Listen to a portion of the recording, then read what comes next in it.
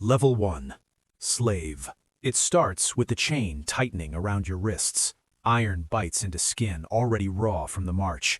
Dust fills your mouth. The city gates rise in front of you, massive, indifferent.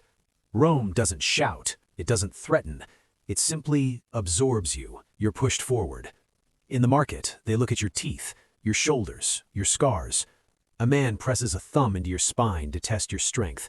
Another checks your hands. You don't speak unless spoken to. You don't look anyone in the eyes. You learn the first rule quickly. You are property. You wake before sunrise in a room that smells like sweat and wet stone.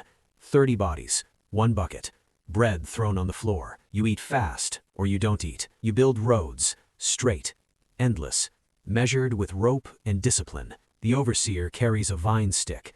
He doesn't yell, he corrects. If you slow down, you feel it across your back. If someone collapses, the work doesn't stop. The body is dragged aside. The stones remain. Rome does not run on cruelty. It runs on efficiency. You begin to understand the ecosystem. Slaves build. Citizens command. Senators decide. Soldiers enforce. Everyone has a place. Yours is at the bottom. But even here, there are levels. House slaves eat better than field slaves. Skilled slaves live longer. Educated slaves become tutors, accountants, scribes. Value buys survival. So you learn. You watch how numbers are recorded. You memorize Latin words. You keep your head down and your ears open. Hope becomes strategic. You stop thinking about escape. You think about leverage. Years pass. You endure. You obey.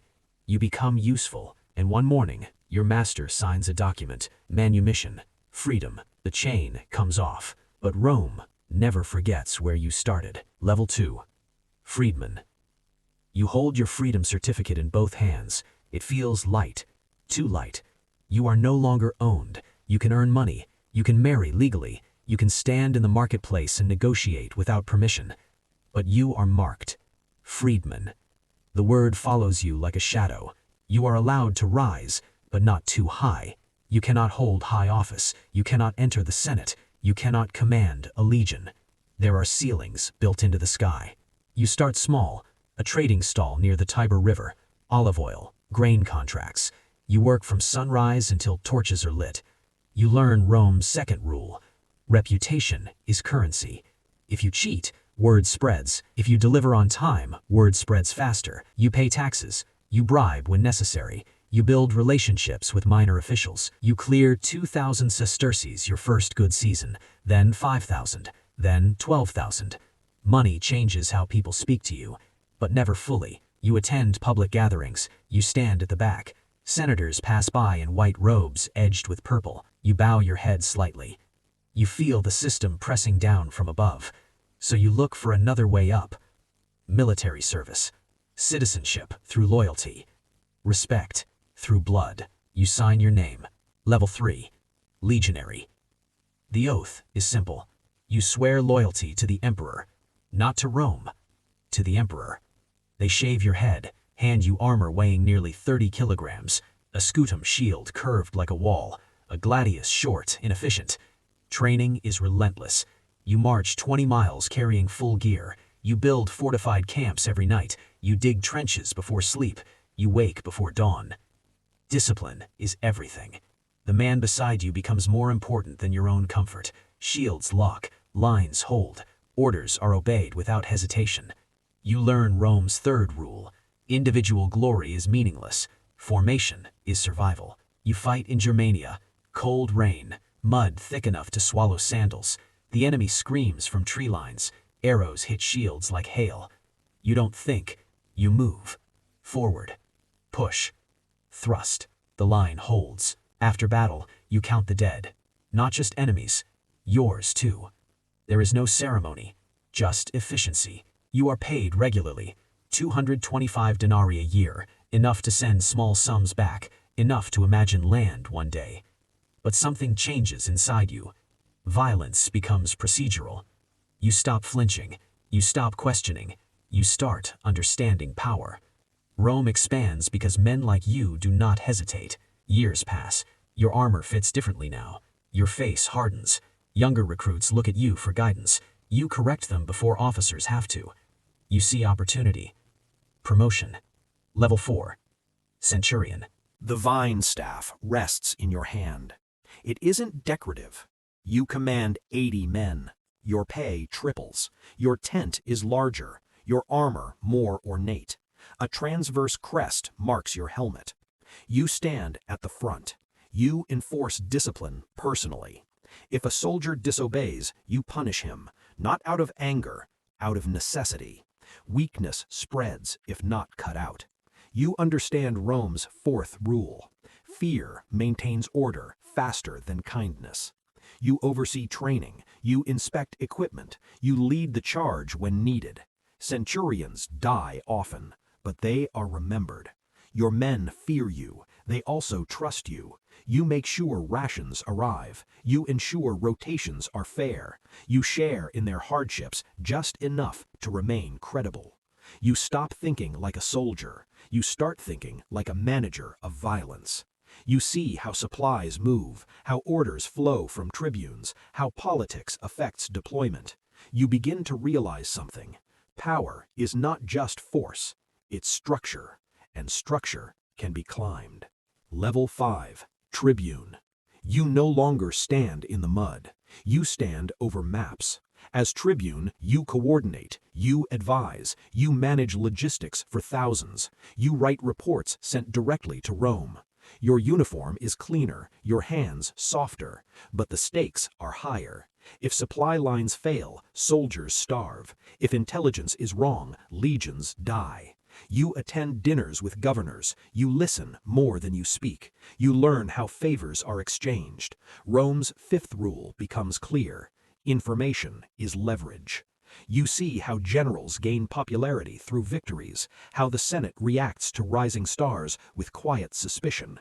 You realize the army is loyal, but loyalty shifts towards those who deliver success. You begin building alliances carefully, a word here, a favor there, letters sent discreetly. You are no longer just part of the machine, you are influencing it. Level 6. Senator. Marble floors echo beneath your sandals. You wear the toga with a broad purple stripe. Senators rise when you enter certain chambers. Slaves follow with scrolls and wax tablets. You debate laws, grain prices, military funding, provincial governors. Publicly, everything is about the republic. Privately, everything is about power. You attend gatherings where wine flows and alliances form. You fund public games to increase popularity. You sponsor building projects to attach your name to stone. Rome's sixth rule reveals itself. Power is perception. Control the narrative, and you control the people. You negotiate with generals returning from campaigns. You offer support in exchange for loyalty. You undermine rivals subtly. You no longer spill blood directly, you direct where it spills. Your wealth grows, 500,000 sesterces invested across estates, properties in Sicily, contracts in Hispania. But the higher you rise, the fewer you trust. Friends become variables, every smile hides calculation. You start sleeping lightly. Level 7. The Emperor. The Senate declares it. Imperator. The legions swear loyalty. Coins are minted with your face. You command the largest empire on earth. Decisions made in the morning reshape provinces by nightfall. You appoint governors. You command legions. You define law. But Rome's seventh rule is unforgiving. Absolute power requires absolute vigilance. The Praetorian Guard protects you. They also watch you. They have killed emperors before. You balance grain shipments to prevent riots. You suppress rebellions before they spread. You eliminate threats quietly. You begin trusting almost no one. Meals are tested for poison. Messages are encrypted. Meetings are brief. You have everything and no freedom. You cannot walk alone in the streets. You cannot speak casually. Every gesture is interpreted. The empire feels heavy. You understand now. The top is not a throne. It's a cage. Level 8. The Architect. Years pass. Your name is carved on monuments. Victories credited to your reign. Reforms enacted. Borders stabilized. But you feel distance growing.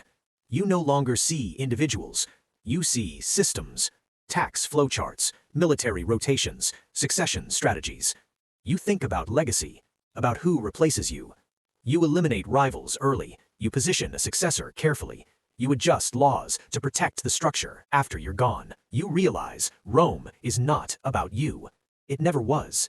It is a machine. You were a part of it at every level: slave, freedman, soldier, commander, senator, emperor. Each stage stripped something away. Innocence first, then hesitation, then empathy. What remains is clarity. Power is never owned, it is managed, and it always demands sacrifice. You stand on a balcony overlooking the forum. Crowds move like currents below. They cheer when required, they complain when hungry, they obey when necessary. You feel untouchable and completely alone. In a distant province, a village burns. A boy is chained. He stares at Rome's gates for the first time. He doesn't know the rules yet. He doesn't understand the structure. He thinks survival is enough. It is, for now. Somewhere, level 1 is beginning again. He believes he's entering the system. He doesn't realize the system is entering him, and it will shape him, just like it shaped you.